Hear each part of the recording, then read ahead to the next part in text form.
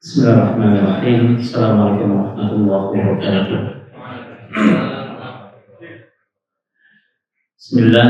Alhamdulillah alladzi bi ni'matihi tatimmu shalihat. Asyhadu an la ilaha illallah wahdahu la syarika lah.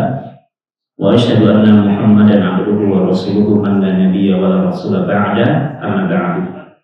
Hadirin jemaah kaum muslimin, a'azzani Allah wa iyyakum. Alhamdulillah kita bersyukur kepada Allah Subhanahu wa taala, kemudian selawat dan salam kepada Nabi kita yang mulia Nabi Muhammad sallallahu alaihi wasallam, kemudian tercurahkan kepada para keluarga beliau, kepada para sahabatnya ridwanullahi alaihim ajma'in, dan kepada kita umatnya yang mudah-mudahan tetap beristiqamah berjalan dalam naungan Al-Qur'an dan As-Sunnah yang beliau bawa. Jemaah semuanya, sesuai dengan amanah dari pengurus, maka hari ini kita menyinggung sedikit perkara-perkara berkaitan dengan fikih kurban sesuai dengan sunnah. Pada malam hari ini kita mengambil dari 3 referensi kitab mu'tabar. Pertama kitab Sahih Fikih Sunnah yang dikarang oleh Al-Imam Abu Malik Kamal bin Said As-Salim. Ya, belum menjelaskan kitab Sahih Fikih Sunnah dan beberapa perkara tentang Tauhidul Ahkam, tentang hukum-hukum berkurban. Kemudian kitab yang kedua adalah kitab Majmu' Syarah Al-Muhazzab. Ini kitab yang sangat otoritatif dalam fikih mazhab Syafi'i yang ditulis oleh Imam An-Nawawi rahimahullahu taala. Kemudian kitab yang ketiga yaitu kitab Talqis, kitab Ahkamul Udhiyah waz Zakat. Ini kitab yang ditulis oleh Syekh Muhammad bin Shalih Al-Utsaimin rahimahullahu taala. Jadi bagaimana kalau kita berupaya ibadah kurban yang kita jalankan betul-betul sesuai dengan sunnah-sunnah yang Nabi ajarkan. Dan kita tahu bahwa ibadah kurban ini adalah sedekah yang paling terbaik ya dalam momentum bulan Zulhijjah. Ya, hari ini ya alhamdulillah kita berada pada tanggal 7 Zulhijjah. Ya, insyaallah besok tanggal 8, hari Selasa tanggal 9. Ya, kita disunnahkan, dianjurkan, ditekankan untuk kita menegakkan ibadah puasa Yaumul Arafah, puasa 1 hari tapi faedahnya 2 tahun. Ya, yukafir sanatul madhiyah wal mustaqbilah, mengampuni dosa kita setahun yang akan datang dan setahun yang berlalu. Jadi kalau seandainya ada promo di mall gitu ya, beli 1 dapat 2, banyak orang yang beli gitu ya. Tapi kalau kita berniaga dengan Allah, bukan puasa sehari pahalanya 2 hari, tidak ya, tapi puasa 1 hari tapi pahalanya 2 tahun. Ya, maka mari kita gerakkan puasa Yaumul Arafah ini karena fadilahnya sangat besar. Ya, dan ini menjadi bagian dari kenapa Zulhijjah menjadi bulan yang paling utama. Ya, ini termasuk karena ada puasa Yaumul Arafah di dalamnya. Dan para ulama mengingatkan kita ini sedikit menyinggung ya, bahwa nanti di hari Arafah itu kita dianjurkan untuk kita memperbanyak berzikir. Nanti di hari Selasa kita puasa Arafah, berbanyak berzikir. Di antara zikir yang disunnahkan sesuai dengan hadis sahih dalam riwayat Bukhari, maka di hari-hari kita di hari Arafah itu, maka berbanyak berpikir tauhid, bacalah la ilaha illallah wahdahu la syarikalah, lahul mulku wa lahul hamdu wa huwa ala kulli syai'in qadir. Nah, berbanyak baca itu, Pak. Ya, la ilaha illallah wahdahu la syarikalah, lahul mulku wa lahul hamdu wa huwa ala kulli syai'in qadir. Ini bacaan yang disunnahkan dibaca oleh para jemaah yang sedang wukuf di Arafah dan bagi kaum muslimin yang sedang berpuasa di negerinya masing-masing. Ya, ini yang kita disunnahkan, dianjurkan oleh Nabi dalam hadis Sahih Bukhari untuk memperbanyak untuk kita baca dan berbanyak berdoa yang sebagaimana yang disebutkan dalam hadis Sahih Muslim. Ya, doa yang paling utama yang kita baca di hari itu adalah doa yang kita sebut dengan doa sapu jagat gitu ya. Rabbana atina fid dunya hasanah wa fil akhirati hasanah wa qina adzabannar. Perbanyak baca doa ini. Ya, Arafah perbanyak baca doa ini adalah doa utamanya permintaan doa di hari Arafah. Kita yang sedang berpuasa perbanyak baca doa ini. Ya, baca hadis salat, baca ketika kita sedang safar, umpamanya sedang kita beraktivitas, perbanyak baca doa ini. Ya, di samping zikir berdoa, dan termasuk doa yang disunnahkan dalam Sunan Imam At-Tirmidzi, Nabi kita juga memperbanyak baca doa, yaitu Allahumma inni as'alukal huda wat tuqa wal afafa wal ghina. Ya, ini dalam Sunan Imam At-Tirmidzi. Allahumma inni as'aluka, ya Allahumma inni as'aluka al-huda wat tuqa wal afafa wal ghina. Nah, ini di antara doa yang harus kita perbanyak untuk kita baca. Kalau kita udah rutin membaca zikir pagi dan petang, nah, semuanya udah terkandung ini. Ya, budaya-budaya zikir pagi petang ini terkandung untuk kita memperbanyak baca doa ini, sehingga puasa Arafah tidak ditunda, puasa yang betul-betul berkualitas, karena kita menjalankan sesuai dengan sunnah-sunnah yang Nabi ajarkan. Dan tak kalah pentingnya bahwa di Zulhijjah ini, maka di antara ibadah yang terbaik yaitu kita berkurban. Kurban ini Allah sampaikan di surat Al-Kautsar. Kita hafal dengan ayatnya ya, fasholli li rabbika wanhar. Salatlah kalian. Imam Ibnu Katsir mengatakan salat yang dimaksud adalah salat Idul Adha. Karena ingat Allah bersumpah demi keutamaan Idul Adha di surat Al-Fajr. Ya, Allah katakan wal fajr walayalin asr. Wal fajr itu demi waktu fajar. Apa waktu fajar yang dimaksud? Itu waktu fajar saat hari raya Idul Adha.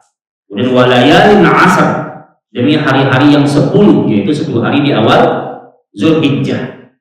Nah, jadi memang besar keutamaannya di hadapan Allah Subhanahu wa taala. Ya. Dan yang dimaksud dengan wanhar di sini adalah kita menyembelih hewan kurban. Makanya pengertian dari udhiyah berkurban itu adalah kita menyembelih bahimatul an'am, hewan ternak tertentu, ya, kita sembelih pada saat setelah melaksanakan hari raya Idul Adha, dan kemudian ditambah pada hari tasyrik. Jadi ingat, di hari tasyrik itu kita tidak boleh berpuasa.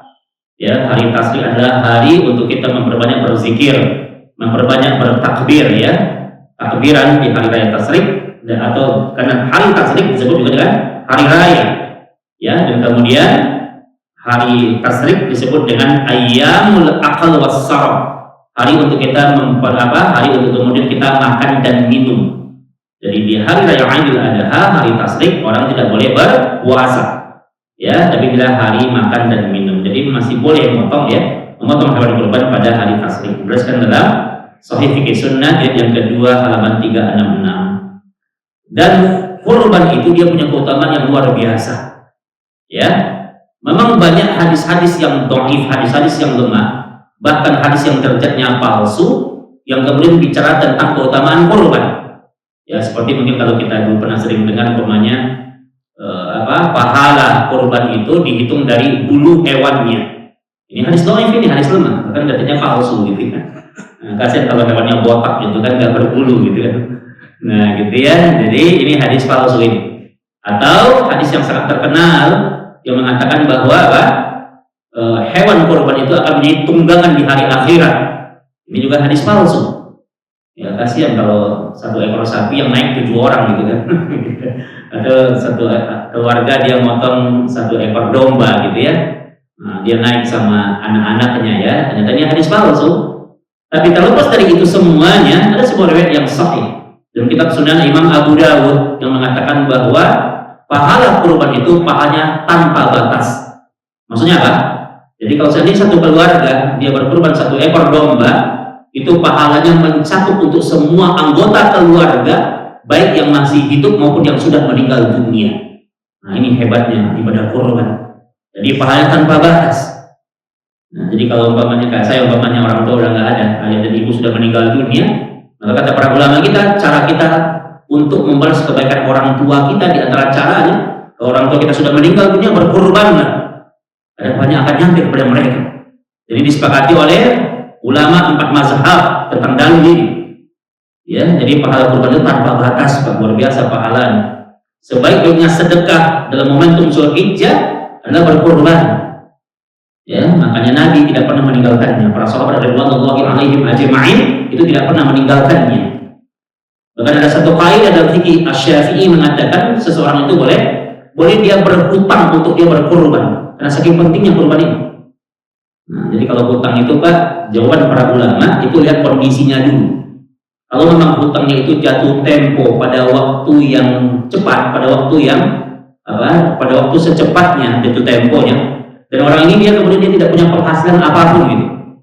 Nah, dia tidak punya penghasilan apapun, kemudian hidupnya sulit, maka memang lebih utama dia bayar hutang, ya, ketimbang dia berkorban gitu. Kalau memang dia tidak hutangnya jatuh tempo pada waktu yang singkat. Tapi kalau hutangnya masih lama gitu, nah, seperti dia hutang rumah 15 tahun, kemudian nyicil, kemudian kan hutangnya Nah, dan kemudian dia mendapatkan kelonggaran, hidupnya masih longgar, maka orang yang seperti ini diutamakan untuk tetap dia berkorban kalau dia mampu. Ya, nah ini faedah ya. Jadi bayangkan kalau gara-gara hutang orang kemudian tidak berkorban, kebayang nggak? Rata-rata pebisnis itu, pengusaha itu Pak, itu tadi dia punya hutang gitu. Ya 15 tahun dia nyicil gitu ya. Nanti dia nyicil mobil lagi gitu ya. Nah selamanya dia nggak berkorban takutnya.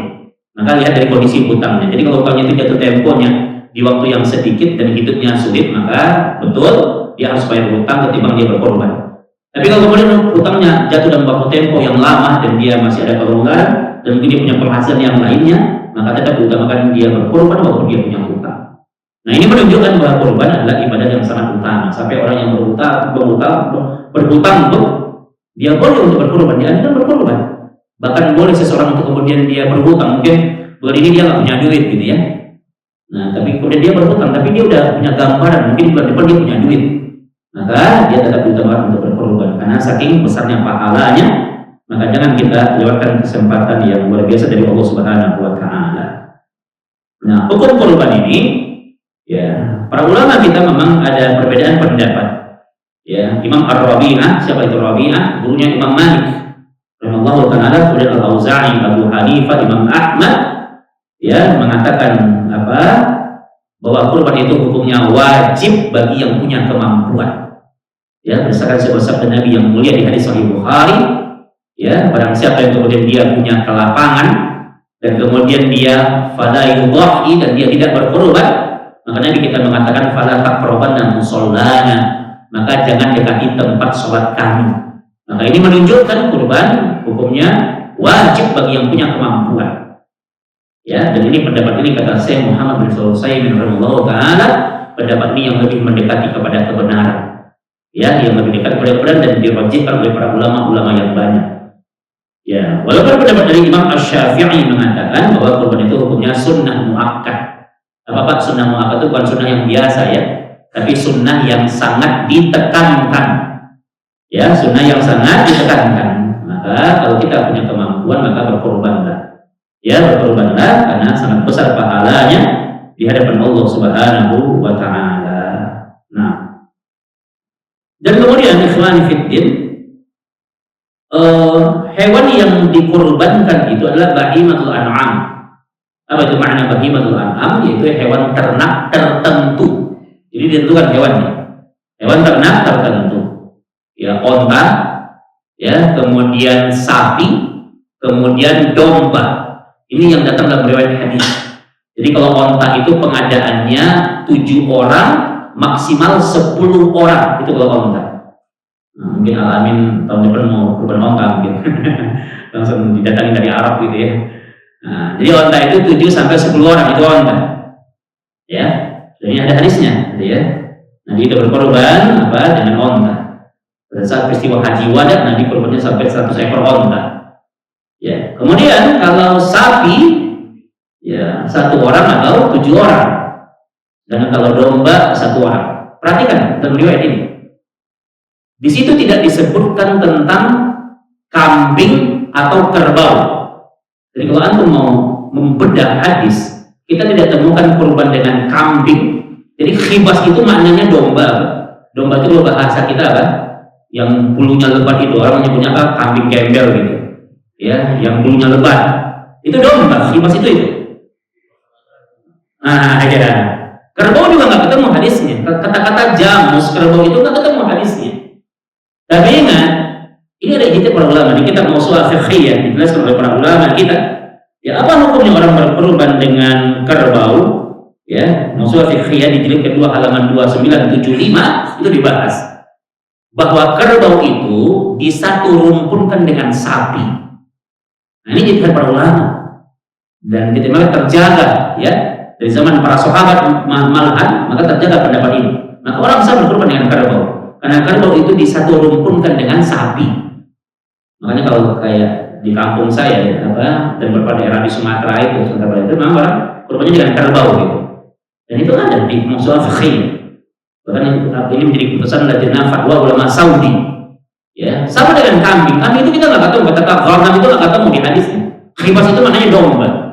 Tapi Tapi ghanam itu bisa turunkan dengan domba, kambing bisa turunkan dengan domba. Makanya seorang berkorban dengan kambing. Nah, kalau bahasa kita kambing itu apa? Kayak kambing Jawa gitu ya, yang mulus-mulus itu kulitnya gitu. Nah, ya, jadi kalau apa beragama itu gunakan Al-Quran dan As-Sunnah, dan juga ada kaidah yang lain. Bisa pakai ijma, bisa pakai qiyas. Dan yang ijma dan qiyas itu dimunculkan oleh para ulama generasi sahabat dan para ulama terdahulu yang terjaga pemahamannya. Nah, jadi ijma ulama mengatakan maka seorang berkorban dengan kambing atau dengan kerbau. Ya, ini dasarnya kita mau soal fiqhiyah. Jadi kedua 2975. Baik. Berikutnya, ini karena waktunya terbatas banget ya. Ya. Bagaimana kemudian kalau orang berkorban atas nama orang yang sudah meninggal dunia? Nah, ya, jadi ada orang yang sudah meninggal dunia, bagaimana hukum berkorban atas nama dia? Atas nama dia. Ada 3 kaidah pendapat. Pendapat yang pertama, pendapat ini dinukilkan dalam kitab Fatwa Majelis Ulama Saudi di halaman 1474 dan 1765. Ya, dan juga dinukilkan dalam kitab Salhul Mumti' pada bab tentang risalah Ruhiyah pada halaman 51. Pertama, berkorban atas nama orang yang meninggal. Kaidah yang pertama kata para ulama, hukum asalnya, ini hukum asal itu. Hukum asalnya adalah orang yang meninggal itu pada hakikatnya mereka tidak menjadi sasaran atas nama korban. Tapi korban mereka mengikuti keluarga yang masih hidup. Ini kaidah yang pertama.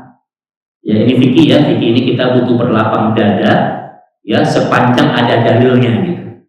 Nah, jadi menghargai itu wajib dalam kaidah-kaidah fikih harus kita pahami.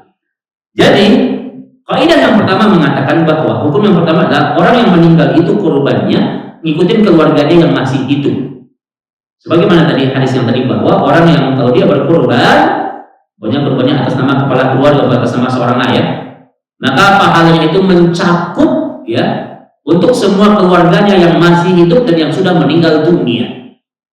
Nah, ya, jadi orang yang kemudian yang sudah meninggal dunia, ayah ibu kita umpamanya, maka secara otomatis korbannya itu ngikutin keluarganya yang masih hidup. Dia tidak menjadi sasaran utama atas nama korban, tapi apa? Korbannya ngikutin keluarganya yang masih hidup. Ini kaidah yang pertama tentang hukum korban atas nama orang yang meninggal dunia. Yang kedua, kata para ulama, ya, kalau seandainya orang yang meninggal dunia itu semasa dia hidup dia pernah berwasiat, dia bilang nanti kalau ayah udah meninggal tolong kalian korban atas nama ayah. Kalau seandainya harta itu adalah harta dia, kan wasiat itu boleh dijalankan sepanjang tidak melebihi sepertiga harta yang dia miliki. Nah, jadi kalau ada orang kemudian dia menjelang dia meninggal dunia, dia bilang ayah berwasiat ya, ini rumah, dia punya harta satu-satunya cuma rumah gitu. Jadi dia bilang tolong nanti kalau ayah udah meninggal dunia ini rumah ini tolong dijual, kata dia. Nanti hasil penjualnya semuanya, dia punya harta cuma rumah doang gitu ya.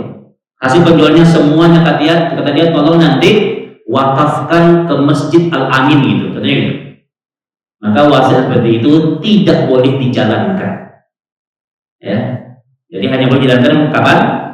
Tidak boleh melebihi sepertiga yang dia miliki. Ya, tidak boleh melebihi sepertiga. Kenapa begitu aturannya? Karena ingat harta itu pada prinsipnya kalau kita masih hidup harta itu kita nikmati, Pak. Walaupun udah SHM atas nama milik kita, tapi secara hakikat harta itu semuanya titipan dari Allah. Jadi kalau kita meninggal dunia, harta harus dikembalikan kepada pemiliknya. Siapa pemiliknya? Allah. Makanya Allah yang ngatur, bukan yang punya harta yang ngatur gitu. Kita cuma dititipkan, kita cuma hak guna pakai sebenarnya. Kalau kita udah meninggal, kembali kepada pemilik. Jadi kalau ada orang umpamanya pada saat pembagian harta warisan, contohnya gini, dia bilang begini, kata dia, wah pusing banget nih pakai aturan Islam gitu. Masa laki-laki baginya 2 kali lipat bagian perempuan, itu kan nggak adil. Contohnya dia ngomong gitu umpamanya, nauzubillah ya. Kemudian dia bilang, udah pokoknya harta sekarang bagi rata aja deh, laki perempuan bagi rata semuanya. Boleh atau tidak? Tidak boleh. Kenapa? Karena harta itu bukan punya ayah dia, bukan punya dia. Harta punya Allah, atur dengan aturan Allah. Makanya orang kalau coba-coba dia melanggar aturan harta warisan, simak di An-Nisa 11, 12, 13, 14 ini. Allah ancam dengan neraka jahanam. Wa may yata'adda hududallahi, barang siapa yang melanggar aturan harta warisan, maka Allah ancam dengan neraka jahanam. Nah, ya, makanya faedah ini mengatakan bahwa ya berkaitan dengan wasiat itu tidak boleh melebihi sepertiga. Nah, kalau ayahnya berwasiat umpamanya, nah tolong ya, kalau nanti ayah meninggal dunia, tolong engkau berkorban atas nama ayah. Kalau itu diambil dari harta dia, maka ulama mengatakan itu wajib untuk dijalankan. Kalau diambil dari harta dia. Kalau seandainya diambil dari harta anaknya, ya umpamanya dia nggak punya harta ketika dia meninggal, tapi wasiat itu ingin dijalankan kepada anaknya, dan orang banyak nggak punya harta, tapi anaknya ini ingin menjalankan wasiat itu. Nah, kata para ulama, kalau kemudian orang tuanya ini pernah berwasiat dan ketika berkorban atas nama dia dan hartanya diambil dari harta anaknya, maka jawabannya dikembalikan kepada anaknya. Kalau anaknya kemudian tidak mampu, maka dia tidak berdosa, tidak menjalankan wasiat. Tapi kalau anaknya mampu dan dia menjalankan wasiat itu, maka ini dihitung sebagai amal soleh, dia bersedekah atas nama orang tuanya, dan itu boleh dilaksanakan. Nah, ya. Nah, inilah yang kemudian ya berkaitan dengan hukum berikutnya. Maka sebagian para ulama mengatakan bahwa berkorban atas nama orang yang meninggal, maka itu dibolehkan kalau niatnya bersedekah atas nama orang tua yang meninggal. Ini pendapat Imam Ahmad bin Hanbal dalam mazhab Hambali. Dan ini juga bertentangan dengan mazhab Syafi'i. Ya, dalam mazhab Syafi'i dikatakan, maka kalau mazhab Syafi'i mengatakan tidak boleh berkorban atas nama orang meninggal, berkorban atas nama orang yang hidup. Pendapat Imam Syafi'i mengatakan bahwa ketika Nabi hidup, Nabi nggak pernah berkorban atas nama Khadijah, Nabi nggak pernah berkorban atas nama Hamzah. Ya, maka menurut Imam Syafi'i maka berkorban atas nama orang yang hidup, tapi pahala orang yang pahalanya bisa mencakup untuk orang yang telah meninggal dunia. Bagaimana pendapat kita? Karena ini dibangun semuanya di atas dalil yang benar, maka pegang pendapat yang benar menurut kita, tapi tidak usah menyalahkan pendapat orang yang berbeda dengan kita. Nah, ini faedah fikih di sini. Ya, karena bayangkan yang berbeda bukan kalangan kita, Pak. Bukan majelis ulama kita yang berbeda. Ya, bukan lajnah daimah yang berbeda, ulama mazhab yang mereka terjaga ilmunya, terjaga pemahamannya, terjaga amalannya. Dalam urusan ini kita wajib berlapang dada, Pak. Ya, jadi kalau nanti ada jemaah yang nganterin, Pak, tolong potongin kambing saya nih, atas nama siapa? Atas nama almarhumah ibu saya. Nah, antum jalankan saja. Karena ada dalilnya, apa ya? Ya, jadi kalau ada yang kemudian berpendapat, oh enggak, saya memilih kurban atas nama orang meninggal, tapi atas nama orang yang hidup saja, itu pun benar. Dan faedah ini para ulama, saya pernah nanya kepada para masyayikh di Saudi itu, maka mereka mengatakan nggak bisa kita berpendapat satu pendapat dalam masalah ini ya, tapi kita harus berlapang dada dalam masalah kurban atas nama orang meninggal. Sama dengan pokoknya kalau masih kita lagi dibangun nih, ada jemaah kemudian dia ingin nyumbang 2 sak semen gitu umpamanya ya, dan di atas nama ibunya yang sudah meninggal, boleh atau tidak? Boleh. Ya, nah, begitu analogi Imam Ahmad. Maka kalau misalnya orang bersedekah bangunan masjid atas nama yang meninggal itu dibolehkan, maka tentu berkorban atas nama orang yang meninggal dengan niat bersedekah atas nama yang meninggal, maka ini juga dibolehkan. Dan ini pendapat yang juga terjaga. Maka dalam urusan ini maka kita tidak bisa menganggap satu pendapat yang benar. Boleh kita anggap benar yang kita pakai, tapi tidak menyalahkan yang lain. Baik. Berikutnya umur hewan kurban. Hadisnya dari Jabir bin Abdullah. Ya, hadisnya disahihkan dalam Sahih Bukhari dan Muslim, dijelaskan dalam Sahih Fikih Sunnah 371 dan 372 dan Sahih Mumkin. Jadi umur hewan kurban itu, Pak, ini disampaikan umur minimalnya. Jadi kalau onta itu umur minimalnya itu 5 tahun onta. Jadi nanti antum beli kambing, beli sapi, tanya umurnya sama tukang jualnya ya. Kalau sapi itu di hadis dalam Jabir bin Abdullah itu yang dikatakan usia musimnya, musim itu usia yang cukup. Ya, kalau nggak ada musimnya boleh jaza itu usia yang sangat minimal. Kalau sapi itu minimal 2 tahun. Jadi kalau mungkin di sini ada jurkam ya, juragan kambing gitu ya.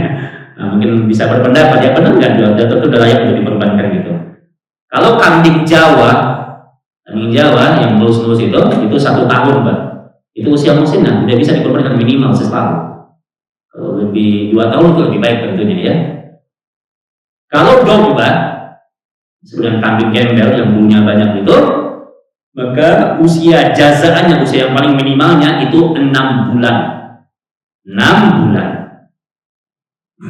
Saya pernah nanya, ada teman yang jualan kambing, iya benar Ustaz, jadi kalau jaza itu 6 bulan udah layak. Ini di hadis dibawakan oleh Jabir bin Abdullah radhiyallahu taala anhu.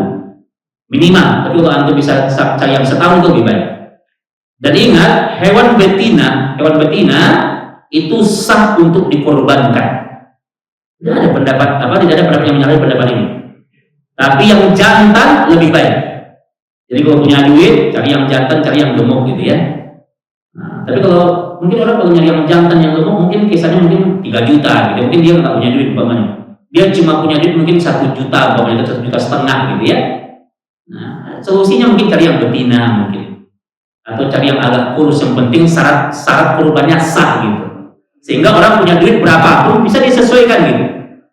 Maka hewan betina di hadis Nabi dalam hadis yang dibawakan oleh Abu Hurairah, maka itu sah untuk dikorbankan. Tapi kalau punya duit, yang terbaik, yang utama, yang jantan. Nah, yang betina itu untuk peranakan yang terbaik. Jadi jangan pilih, kalau anda punya duit, jangan pilih yang betina, jadi pilih yang jantan. Tapi kalau nggak ada pilihan, mungkin nyari yang murah, nyari yang ini ya. Nah, jadi sehingga orang kemudian kan kalau yang jantan gemuk mungkin 4 juta mungkin, tapi kalau kemudian dia gimana nih, saya punya duit cuma 1,5 umpamanya, maka dia mungkin pilihan-pilihannya seperti ini. Nah, ini bentuk Islam agama yang memudahkan gitu ya. Nah, perhatikan hewan-hewan yang cacat. Ada cacat yang bikin hewan kurban itu nggak sah untuk dikorbankan. Ada cacat yang bikin hewan kurban nggak sah untuk dikorbankan. Dan ada cacat yang bikin makruh, kurbannya sah tapi pahalanya tidak maksimal. Kita bahas cacat yang nggak bikin sah itu ada 4. Yang pertama, ketika hewannya itu adalah hewan yang buta dan jelas-jelas dia buta, bukan buram ya, buta. Diginiin ya, dia nggak berkedip gitu ya. Nah, cek ya, jangan sampai kita buta itu, ulama mazhab sepakat maka itu tidak bisa dijadikan sebagai hewan kurban. Dan Imam Syafi'i paling keras dalam masalah ini. Ya, kata beliau nggak sah bagaimanapun, karena jelas hadisnya. Kemudian yang sakit tampak benar-benar sakit. Ya, hewannya sejak datang gitu ya, pokoknya nggak bergerak, atau hewannya banyak bengong aja hewannya gitu kan. Nah, gitu. Hati-hati ya. Kemudian pincang. Nah, pincang ini ada penjelasan di sini. Kalau pincangnya itu adalah pincang yang dalam waktu lama, ulama mengatakan melebihi 3 hari pincangnya, maka itu nggak sah. Tapi ada yang disebut pincang seketika gitu, jatuh gitu ya. Jadi pas baru datang kemudian panitia ditarik, udah diterap, jadi ditarik ke bawah, akhirnya dia jatuh, kemudian dia pincang. Sebenarnya nih hari ini mau dikorbankan gitu. Maka kata para ulama, kalau memang masih memungkinkan untuk ditukar-tukar, tapi kalau tidak memungkinkan maka sah untuk dikorbankan. Karena ini sebenarnya dia nggak pincang dia, cuma karena ditarik dari truk gitu ya. Maka kaidah fikih Imam Syafi'i begini: kalau seandainya hewan itu pincang seketika itu, maka sebaiknya dipotong saat itu juga, jangan dilamakan. Karena memang dia nggak pincang sebenarnya. Jadi pokoknya kita pokoknya kita sapinya 14 gitu. Kemudian kambing pokoknya 10 umpamanya. Kita lagi motong kambing ini. Tiba-tiba sapi datang dari mobil gitu kan. Kemudian ini sapi ditarik, ini contohnya aja ya. Ditarik dari atas truk, kemudian ditarik ke bawah, jatuh pincang. Kata ulama sebaiknya seketika itu langsung dia dipotong gitu. Karena dia bukan hewan yang pincang sebenarnya. Tapi ini kemudian untuk apa? Untuk memperpendek waktu, jangan sampai kemudian dalam jeda waktu tertentu kemudian dia pincang gitu. Nah, sebenarnya dia dipotong di saat itu juga. Kalau memang tidak memungkinkan untuk ditukar gitu. Nah, ini untuk menghindari yang pincang. Kemudian hewan yang kemudian sangat tua sampai dia tidak punya sumsum tulang, ya, hindari ini membuat hewan itu tidak sah untuk dikorbankan. Nah, ada cacat yang membuat makruh. Di antara makruh itu kalau dia dipotong, disembelih, sah kurbannya tapi tidak maksimal pahalanya. Seperti ketika telinganya terpotong setengah, ya, hidungnya terpotong setengah, pecah tanduknya atau patah tanduknya, atau ompong itu makruh Pak. Dia bukan tidak sah, tapi dia makruh. Kalau kemudian dia dipotong, disembelih, kurbannya sah, tapi tidak maksimal pahalanya. Nah, ya, ini satu kaidah dari para ulama kita ya tentang hukum fikih bagaimana hewan yang cacat. Maka tentu kita cari yang terbaik ya. Ya. Baik, kita masuk tentang tata cara penyembelihan ya, dan insya Allah besok biiznillah ya. Tadi saya dapat informasi dari dari grup pengurus BKM, insya Allah besok masjid kita kan ada ada edukasi ya tentang penyembelihan sesuai dengan sunnah ya. Ini kaidah ini kita ambil dalam kitab Sunan Imam Abu Dawud. Jadi kalau antum mau baca tentang bagaimana menyembelih sesuai dengan sunnah ya, maka antum bisa cek di hadis Sunan Imam Abu Dawud pada hadis nomor 2795. Lengkap penjelasannya, dan ini juga ada di kitab Satu Mumtik, kitab Sahih Fikih Sunnah. Kaidah menyembelih yang pertama adalah ya, kalau saya tahunya teorinya doang ya Pak ya, kalau disuruh nyembelih nggak bisa. Ya, jadi penyembelihan hewan kurban itu yang terbaik Pak, yang nyembelih itu yang pemiliknya, shahibul kurbannya. Siapa yang paling terbaik untuk menyembelih hewan kurban? Pemiliknya. Siapa yang punya hewan itu, dia yang nyembelih, itu yang terbaik. Kalau dia bisa, kalau dia mampu. Kalau nggak bisa, jangan coba-coba. Jadi khawatir apa? Terjadi kezaliman. Karena Nabi kita mengatakan fa'iza zabahtum fa'asinu zibah. Kalau kalian mau menyembelih dengan cara yang terbaik. Jadi ada ya, ada teman dulu Ustaz yang alim, yang lulusan Madinah gitu ya, tiba-tiba kemudian dia udah bilang, "Anda nggak bisa nyembelih," kata dia. Tapi karena jemaah percaya sama dia, Ustaz kan bagus ininya. Pemahamannya, Ustaz yang nyembelih, "Anda nggak bisa," kata dia, dipaksa sama jemaah. Akhirnya terpaksa dia gitu ya. Akhirnya tuh sapi sampai dipotong 2 kali gitu. Habis dipotong, berdiri lagi sapinya. Nah itu coba-coba itu ya. Nah jangan sampai terjadi seperti itu ya. Motong yang ahli ya. Dan alhamdulillah kita punya banyak yang ahli saya rasa ya. Kalau kita harus mendatangkan tukang jagal dari luar, maka kata ulama minimal syaratnya dia sholat, itu minimal syaratnya. Walaupun dia muslim yang fasik, tahu muslim yang fasik? Dia muslim, dia bikin dosa gitu, dia tetap bikin dosa dia. Ya, tapi minimal dia sholat, itu minimal. Jadi nggak apa-apa kita nanya Pak sholat nggak gitu. Nah itu standar minimalnya dia sholat. Ya, walaupun kemudian dia masih bermaksiat atau sholatnya dia masih sering terlambat gitu ya. Nah itu faedahnya. Kalau dia nggak sholat maka ulama sepakat bahwa nggak sah sembelihannya kalau dia nggak sholat. Ya, minimal sholat ya. Kemudian kalau pemilik kurban itu dia nggak bisa menyembelih, maka kalau bisa dia ikut menyaksikan. Nah, makanya dia kan udah disampaikan ya kepada kurban kita nyembelih jam berapa gitu sampaikan ya.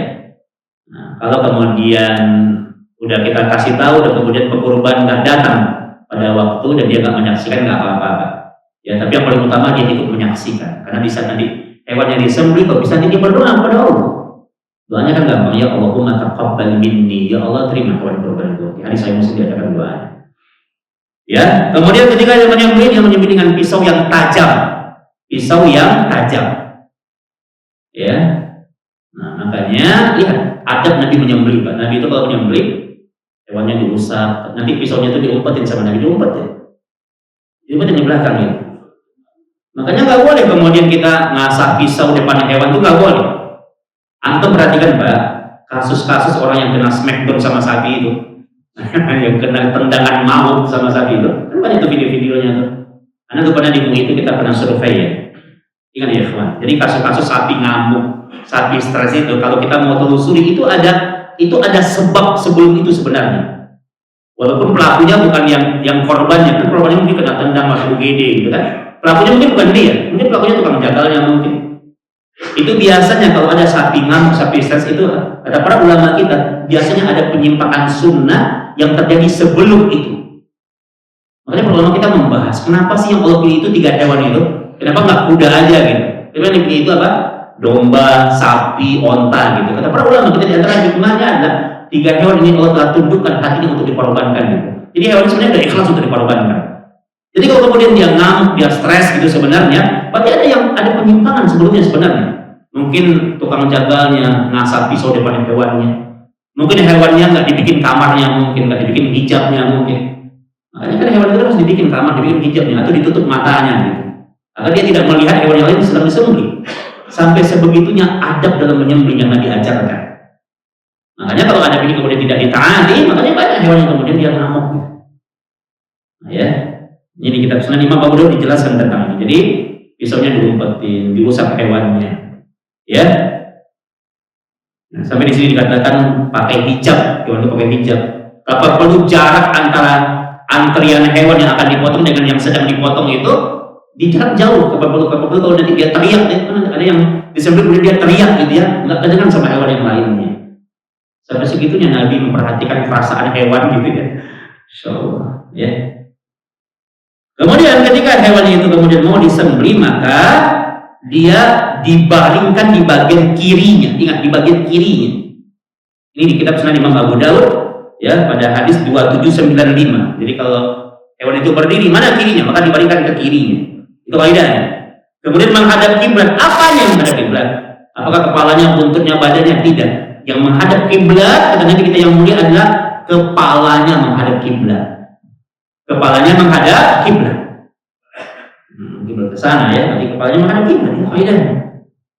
Nah, kemudian disembelih ya, ketika kemudian dia mengeluarkan nafasnya keluar ke atas, maka disembelih. Tukang jaga insyaallah sudah terbiasa, kemudian dia insyaallah dia paham ya. Dan kemudian ketika dipotong, maka yang wajib dibaca adalah Bismillah, wallahu, pakai wa, Pak. Ya. Ya, hadis ini juga sepakati kesannya oleh Imam Abu Hanifah. Ya, jadi dibaca Bismillah, wallahu akbar. Sebagian para ulama mengatakan yang wajib itu Bismillah, wallahu akbar. Ya, tapi sebagian para ulama yang mengatakan bahwa yang wajib adalah Bismillah, wallahu akbarnya adalah sunnah. Nah, tapi baca aja ya, Bismillah, wallahu akbar, kemudian baca ada minka walaka. Bismillah wallahu akbar hada minka walaka. Ya, kemudian baca ya sebutin sebutin namanya. Ada Bismillah wallahu akbar, langsung disembelih. Kemudian sebutin nama pekurbannya. Fulan bin fulan, atau 7 orang sebutin. Gimana kalau lupa? Tukang-tukang lupa kan disebutin nama pekurbannya, tidak apa-apa. Ya, Allah tahu itu kurban siapa. Ya, itu hanya hukumnya sunnah. Bahkan itu hanya sebuah anjuran. Menyebutkan nama itu cuma sebuah anjuran. Bahkan sebagai para ulama mengatakan kalau bakal disebutin namanya bikin dia sombong, maka nggak boleh disebutin namanya. Gara-gara disebutin namanya bikin dia sombong, jadi ria, dia jadi berkurang pahalanya, maka lebih baik disebutin namanya. Tapi insya Allah nggak lah ya, nggak bakal sombong lah ya. Maka ini syiar ya. Nah, maka sebaiknya sebutkan namanya. Kita pilih sebutkan aja namanya ya, baca. Dan boleh kemudian nanti yang mengarahkan gitu. Mungkin tukang jaga cukup baca Bismillah wallahu akbar, cukup dia baca itu. Nanti kalau dia mengarahkan, nanti dia menambahkan ada minka walaka'an, nanti dia nyebutin namanya. Boleh, jadi boleh panitia nyebutin namanya. Jadi kewajiban tukang menjaga itu hanya Bismillah wallahu akbar. Kalau mau dia borong semuanya, dia sebutin namanya, itu lebih baik. Cuma kalau tukang jaga, Pak, kepanjangan Pak, jangan saja yang baca namanya gitu ya. Nah, boleh yang lain. Yang penting yang potong itu kewajibannya baca Bismillah wallahu akbar. Ya, itu kaidahnya ya. Nah, ada pun dari masyarakat kita kadang-kadang sambil dipotong, sambil sholawatan, sambil takbiran Allahu akbar, Allahu akbar. Ini hanya budaya. Ya, ini hanya budaya secara hadis tinggal itu saja. Tapi bukan hadisnya, tapi boleh kemudian untuk dilaksanakan sebagai bentuk ya syiar dalam pemotongan hewan kurban. Nah, kemudian Masya Allah, ini masih banyak. Pemanfaatan hasil kurban. Pemanfaatan hasil kurban, penyambutan daging kurban itu, kalau antum pernah baca sepertiga untuk kurban, sepertiga untuk kerabat, sepertiga untuk fakir miskin. Ingat, dari sepertiga itu hanya ijtihad para ulama. Ijtihad. Jadi kalau budaya kita umpamanya yang kurban kambing nanti dapat bagian paha gitu kan, paha kanan, maka ini dibolehkan. Ya, yang harus kita perhatikan adalah kaidahnya. Jadi sepertiga itu kembali kepada budaya sebenarnya. Kalau kita mau pakai sepertiga itu boleh, enggak pun juga boleh. Nah, mau tanya sama antum nih, umpamanya gini, umpamanya ada orang dia ngantarin domba ke panitia, Pak, ini domba saya nih. Dombanya kecil umpamanya. Dia bilang, Pak, tolong potong domba saya ya. Nanti kepalanya buat saya, kata dia. Buntutnya buat saya, kakinya buat saya, kulitnya buat saya, kata dia. Terus plus kata dia, dombanya kecil. Dia bilang, tolong nanti 30 kantong buat saya juga, kata dia. Artinya apa? Artinya dia cuma numpang motong di sini. Pertanyaannya, sah nggak kurbannya? Hah? Maka jawabannya sah kurbannya. Sah kurbannya. Tapi dia berdosa pada bab etika. Masa numpang motong doang di sini? Nah, dia berdosa dia karena bab etika. Tapi dari sisi hukum, fikih, maka sah kurbannya. Nah, kata para ulama, dalam pembagian daging kurban, yang paling diutamakan dulu adalah pekurban. Itu harus ingat. Karena di surat, ya perhatikan, di surat Al-Hajj ayat 36, ayat ini yang mengatakan bahwa pekurban itu wajib menikmati hewan kurbannya. Ya, jadi kalau memang, kecuali kalau memang dia pantangan gitu, pokoknya dia nggak makan daging kambing umpamanya, nggak usah dipaksain. Tapi kalau memang dia tidak ada pantangan, maka seutama-utamanya pekurban adalah pekurban yang dia ikut menikmati hewan kurbannya. Nah, jadi kalau bicara tentang pembagian hewan kurban, siapa yang pertama harus dibagi? Pekurbannya dulu. Itu haknya dulu. Nah, ya, boleh kemudian panitia bikin aturan gitu, pokoknya pekurban dapat 5 kantong umpamanya. Sepanjang dia ridho, nah itu boleh, itu jadi hak dia. Ya. Kemudian disedekahkan kepada yang membutuhkan, dibagikan pada karib kerabat, dihadiahkan untuk orang kaya, ya, atau kemudian dibagikan kepada apa? Dibagikan kepada non muslim, orang-orang kafir, kafir zimmi, kafir yang tidak mengganggu ibadah kalian. Ya, ini ada khilaf sebenarnya, tapi para ulama jumhur mengatakan boleh, tapi dengan syarat. Kalau orang kafir mau dapatin daging kurban dengan syarat muslim di negeri itu, di daerah itu udah kebagian semuanya. Ya. Nah, ini ya di antara kaidah yang disampaikan oleh para ulama. Jadi ingat, ya, pekurban itu dia punya hak yang utama untuk menikmati hewan kurbannya. Bagaimana hukumnya kalau orang kurban kambing, dia kurban kambing tapi dia pengen dapatin daging sapi gitu. Dia kurban kambing tapi dia pengen dapatin daging sapi. Apakah itu dibolehkan? Jawabannya dibolehkan. Yang nggak kurban aja bisa dapat dua-duanya kok. Masa yang dapat kurban, jadi nggak usah terlalu saklek ya. Ya kalau memang masih ada jatahnya bagi. Ya, karena kurban itu syiar ibadahnya juga bisa sebagai sedekah, bisa sebagai hadiah. Jadi orang yang mampu kemudian dia bisa dapatin hadiah gitu ya. Masya Allah. Ini ada beberapa ide lagi ya. Kita azan dulu kali ya. Azan nanti kita lanjutkan sedikit lagi. Saya persingkat nih. Baik.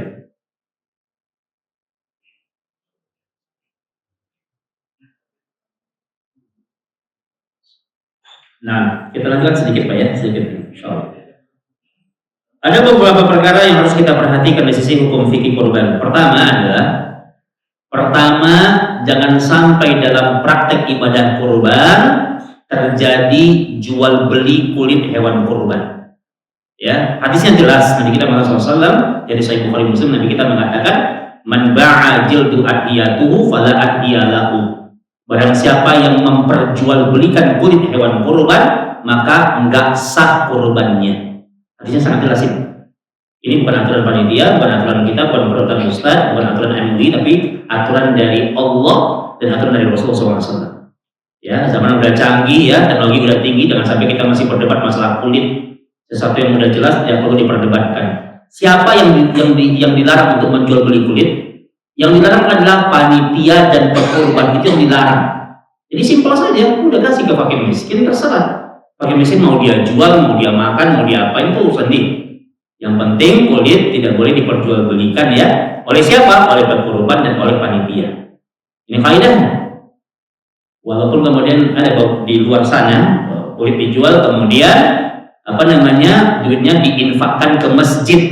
Ya, ini keluar fatwa di Lajnah Daimah dan ini tidak dibolehkan. Ya, tidak boleh uangnya disedekahkan ke masjid, nggak boleh. Tapi itu murni harus apa?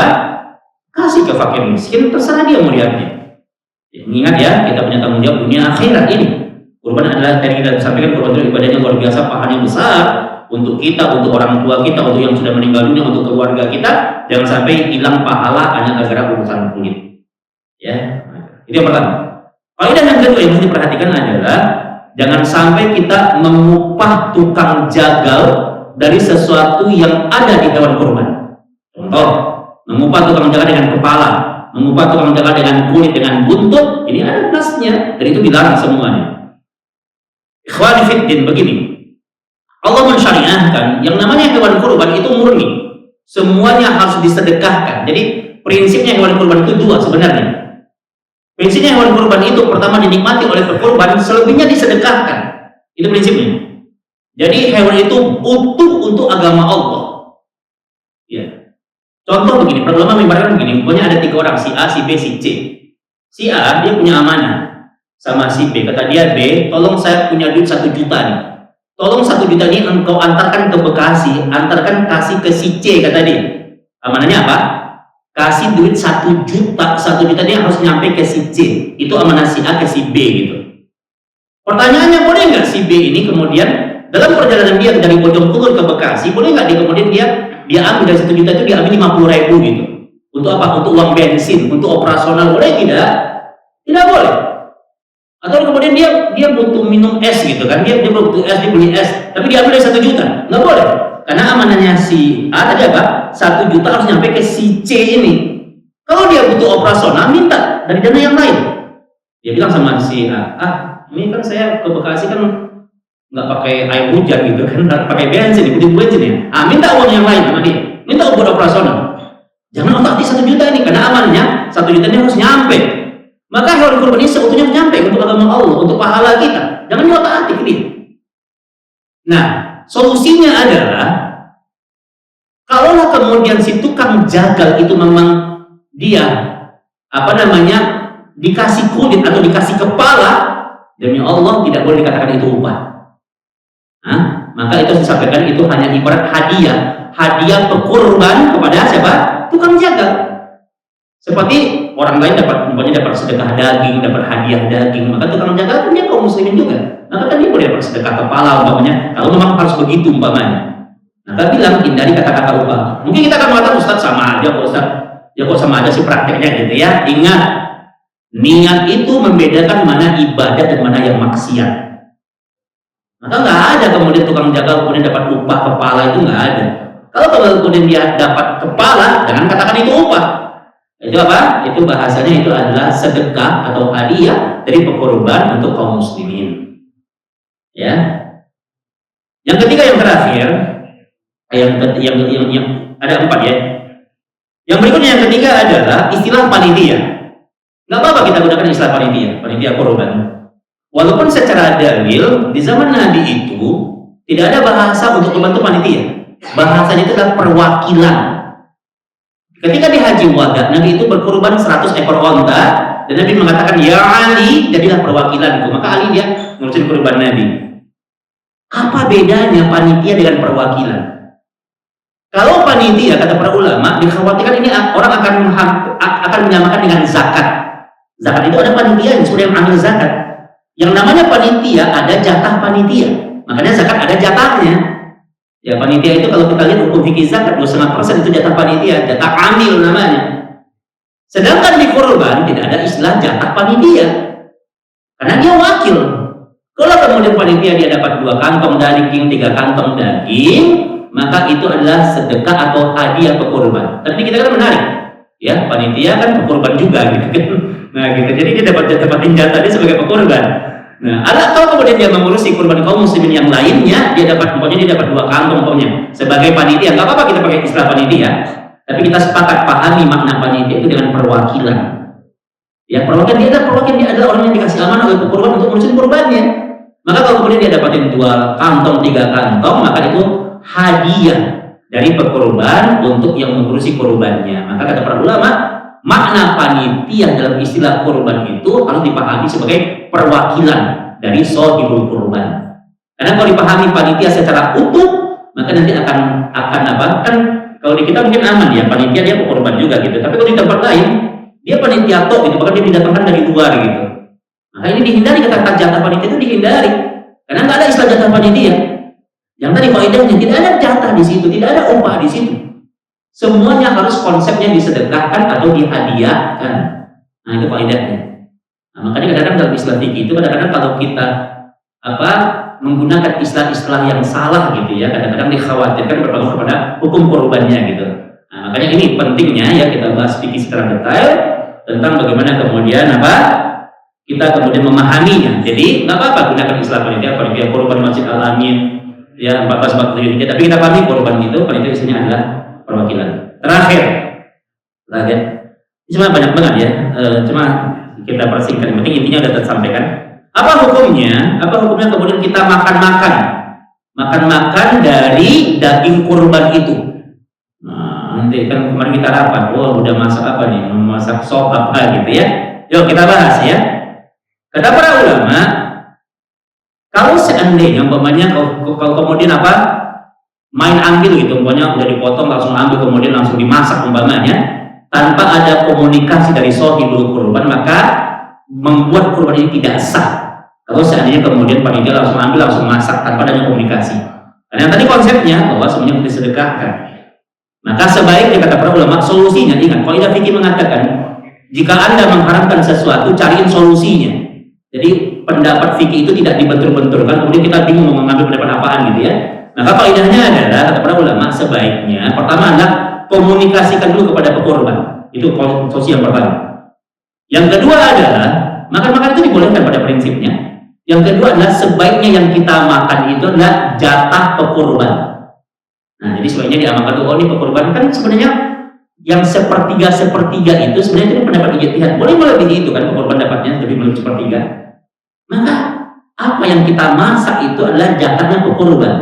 Itu yang terbaik. Jadi pokoknya kalau secara secara strukturnya begini umpamanya. Cuma kan kita kalau dari itu kan gampang aja kita pokoknya gini. Pokoknya pekorban dapat itu jatahnya masing-masing. Pokoknya setiap korban dapat 5 kilo umpamanya.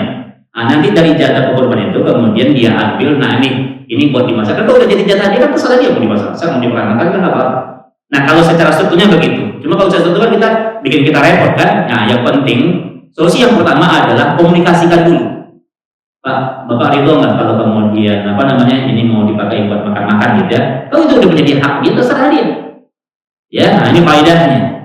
Makanya hal yang seperti ini harus kemudian dilakukan, harus dikomunikasikan. Karena ini berkaitan dengan hukum fikih yang membuat sah atau tidaknya ibadah kurban kita.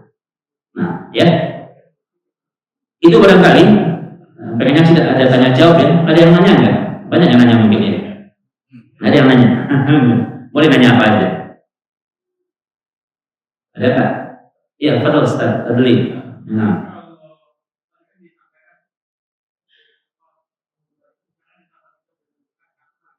Iya.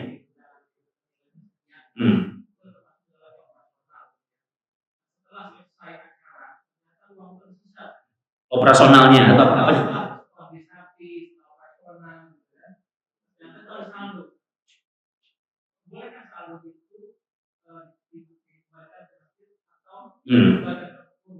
Nah, kata para ulama, semuanya itu bisa dituntaskan dengan komunikasi dengan pekorbannya. Jadi kalau pekorban itu menghendaki uangnya dikembalikan ke dia, maka kembalikan uangnya ke dia.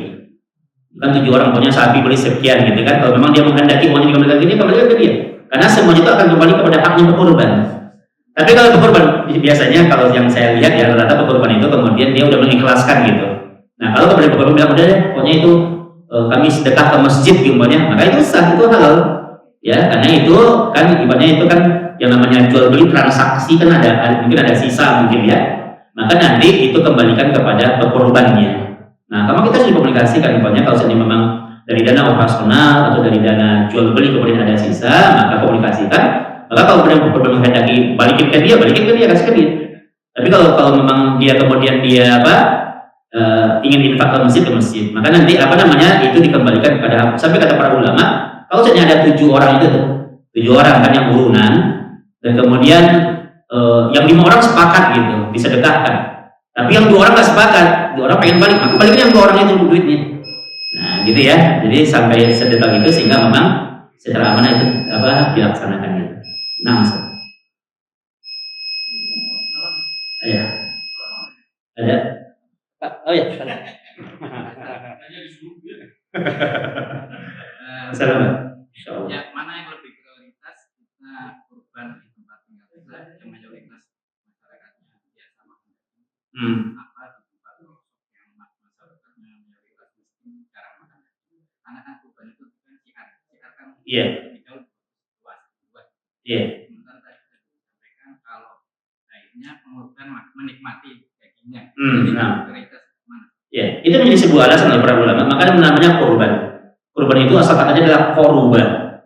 Di kitab Lisanul Arab, Al-Imam Ibnu Arabi mengatakan makna kurban itu ada 2. Pertama, secara hakikat kurban itu adalah kurban itu korban. Litaqarruba ila Allah azza wa jalla. Orang berkorban tujuannya untuk mendekatkan dirinya kepada Allah dengan ibadah itu. Itu makna yang pertama. Korban yang kedua ini menunjukkan hukum sebenarnya bahwa kurban yang terbaik itu kurban di tempat tinggal kita. Gitu ya, di tempat tinggal kita itu yang terbaik. Tapi tidak ada ulama yang menyalahkan kurban di tempat yang jauh kalau memang ada maslahatnya. Nah ya, seperti saya ingat dulu ya ada program teman-teman punya kurban untuk Palestina gitu. Nah, jadi orang Palestina motong di sana itu ada maslahatnya. Memang mereka, kita kalau lihat anak-anak Palestina itu masya Allah ya, nangis kita ya, mereka sampai pasir itu mereka makan gitu ya, masya Allah. Ya kalau kemudian kita ada kawan-kawan yang dipotong di sana, tentu masalahnya besar. Ya, jadi kalau memang ada masalahnya Pak itu boleh Pak. Tapi kalau bicara mana yang lebih utama, memang utama itu di tempat yang terdekat. Semakin dekat maka semakin lebih utama gitu ya.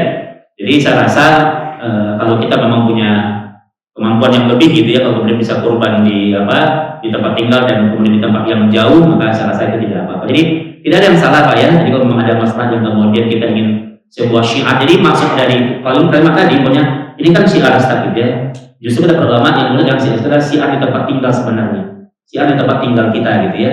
Maka kurban itu yang terbaik mungkin di tempat tinggal kita. Tapi kalau ada maslahat yang lain, masalah yang tadi mungkin di kampung orang jarang berkorban gitu ya, maka pendapat ini ulama tidak ada yang menyalahkan kalau memang ada masalah tertentu ya yang berkaitan dengan ibadah yang kita jalankan ini.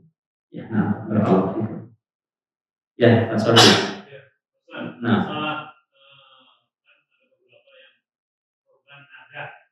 kurban nazar di sini dibahas. Nah, ya kenapa?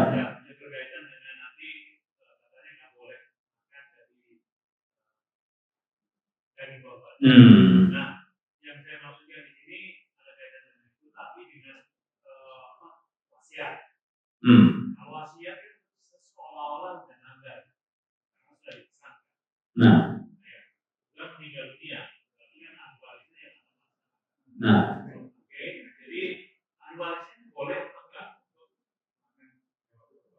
Oke, itu yang pertama. Yang kedua, kalau seandainya kita pengen menggugurkan dosa,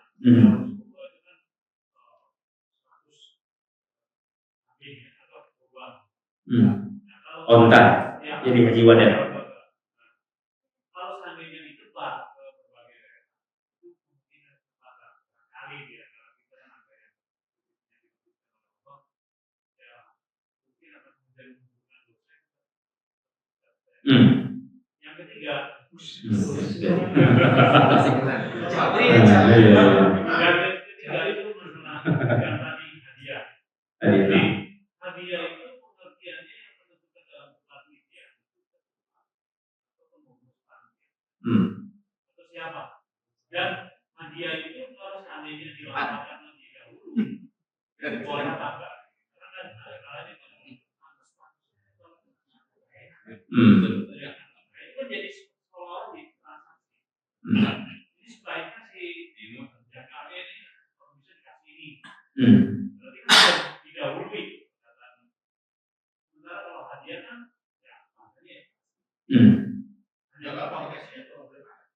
Iya, ya memang nggak boleh marah. Tapi ada yang harus pukul gitu. Itu gimana Pak? Nah, baik. Pertama, saya pengen bahas yang nazar tadi dulu ya, walaupun Pak Sodi yang dimaksud bukan pertanyaan itu ya. Jadi ingat Pak, nazar punya orang nazar kurban, maka di fikih dijelaskan di kitab Mushaf Fiqhiyah, maka dia boleh menikmati Pak, bukan tidak boleh. Boleh dia menikmati, walaupun dia punya dia bernazar, punya dia bilang, nanti anak saya lulus fakultas kedokteran, maka nanti saya bernazar untuk berkorban. Maka dia tahu karena nazarnya kurban, maka kalau kurban itu di Al-Hajj ya 36 tadi mengatakan apa? Fakulu minha wa at'imu. Makanlah hewan kurban kalian dan kemudian kasih orang makan gitu. Artinya makan dan bagi-bagi gitu. Itu kaidahnya. Maka apapun konteksnya, mau itu kurban nazar ya, mau itu kurban kemudian menjalankan wasiat, maka boleh dia menikmati kurban itu. Ya, jadi kalau seandainya orang-orang yang kemudian tidak berkurban saja, bahkan yang tadi kaidahnya Pak. Sebagian pendapat ulama mazhab punya orang-orang kafir yang dia tidak pernah mengganggu ibadah kita, dia hidup dalam ruang lingkup di RW, di RT kita, dia nggak pernah gangguin kita, dia aja bisa menikmati. Dengan satu muslim tidak dapat tentunya ya.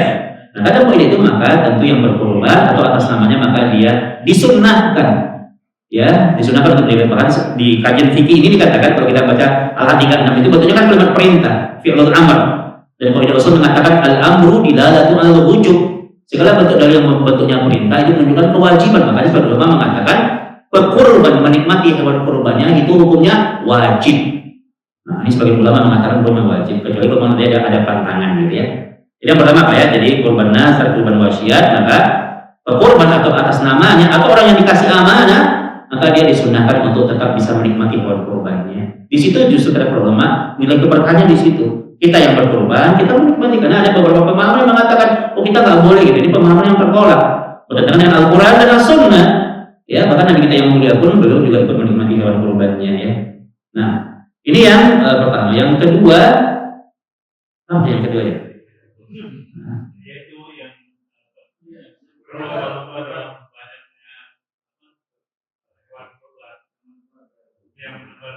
menyebar kemana-mana ya, iya. Pak, coba lihat orang-orang di apa? Kalau kita lihat pelaksanaan pemotongan hewan kurban di Mekah dan di Madinah gitu, Pak. Jadi gini, sakralnya kurban itu pada penyembelihan sebenarnya. Sakralnya itu pada penyembelihan. Kalau udah disembelih sebenarnya udah selesai. Makanya kalau kita lihat beberapa kondisi di Mekah Madinah itu, saya pernah melihat itu udah habis orang Arab habis dia motong, udah dia biarkan gitu. Artinya maksudnya dia biarkan, dia pengennya dibagi aja semuanya gitu. Jadi dia nggak mau menikmati karena mungkin yang tadi karena udah keseringan makan daging kali gitu ya. Makanya tadi kaidahnya, maka tadi kita kasih contoh gitu. Kalau kemudian berkorban itu kemudian dia ingin makan semuanya dagingnya buat dia semuanya, maka korbannya sah tapi dia berdosa. Karena ini adalah momen untuk berbagi sebenarnya. Tapi kalau kemudian dia ingin bagiin semuanya, udah saya udah biasa kok gitu ya. Maka semuanya dia bagi-bagi gitu ya, kemudian dia salurkan, maka itu tidak apa-apa. Ya, jadi kalau memang dia ada alasan, aduh saya mah gampang, nanti saya tinggal beli gitu ya, ini supaya bisa bagian semuanya, makanya dia apa? Kalau kemudian dia berkorban dalam jumlah yang sangat banyak dan kemudian dia ingin dibagikan, tapi yang tadi konsepnya itu bagaimana kemudian lihat dari yang terdekat dulu, Pak. Berbagi itu lihat yang terdekat dulu, kerabat dulu, atau kemudian tetangga sebelah kiri kanan dulu lihat, ya. Jadi jangan sampai kemudian kita melihat yang jauh dibagi-bagi kemudian yang dekat ditinggalkan gitu.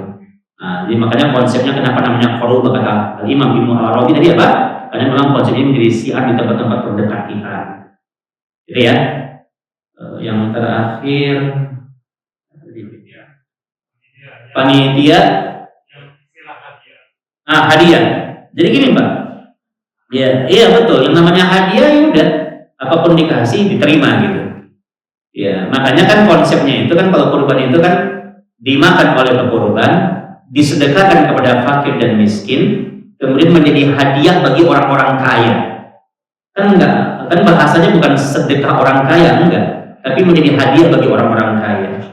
Nah, makanya kalau kita baca beberapa riwayat ya, kemudian ketika Abdurrahman bin Auf dia berkorban, Utsman bin Affan ikut menikmatinya. Padahal kita tahu boleh jadi kekayaannya Utsman melebihi daripada Abdurrahman bin Auf gitu. Ketika ditanya kenapa engkau ikut menikmati Utsman, maka kata Utsman, Rasul tidak melarangnya, dan aku ingin mendapatkan keberkahan dari harta orang-orang soleh gitu. Ya, jadi dia ingin menikmati, bahkan dia bersemangat kalau Abdurrahman kemudian bawa makanan, dia bersemangat untuk menikmatinya karena ingin mendapatkan keberkahan. Ini juga sama kisah ketika Imam Ahmad boleh makanan buat Imam Syafi'i gitu. Maka Imam Syafi'i memakannya dengan lahap gitu, karena dia mengatakan aku ingin mendapatkan keberkahan karena pasti ini makanan ini didapat dari cara yang halal, jadi membawakan orang yang soleh.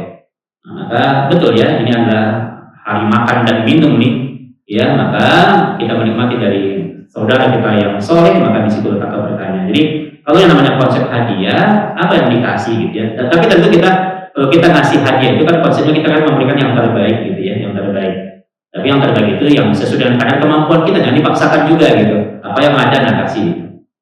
Nah, barangkali cukup ya. Ustaz Mario, ketua panitia kepada insyaallah ya, sukses selalu bismillah. Ya. Semoga apa yang kita jalankan insyaallah mudah-mudahan Allah mudahkan ya, ya. Dan insyaallah sudah apa-apa saya yakin apa yang sudah kita jalankan sudah sesuai dengan apa yang kemudian disyariatkan. Mudah-mudahan terjaga semuanya ya, terjaga ibadahnya, terjaga ukhuwah kita, terjaga persaudaraannya, dan tentunya yang paling terpenting kita saling mengingatkan karena kita berharap kurban kita hari ini menjadi amalan soleh kita untuk berjumpa dengan Allah Subhanahu wa taala. Terima kasih, mohon maaf tidak ada maksud untuk menggurui, ini hanya momentum untuk kita saling belajar ya dan berdiskusi. Mudah-mudahan Allah memberkahi pertemuan kita pada malam hari ini. Insyaallah besok ada lagi ya kajian penyembelihan insyaallah. Demikian nafa'allahu wa iyyakum bil ilmin nafi' wal amal shalih wa sallallahu ala Muhammadin wa ala alihi wa sahbihi wasallam. Kita tutup dengan doa kafaratul majlis. Subhanakallahumma wa bihamdika asyhadu an la ilaha illa anta astaghfiruka wa atubu ilaik. Wa akhiru da'wana alhamdulillahi rabbil alamin. Assalamualaikum warahmatullahi wabarakatuh.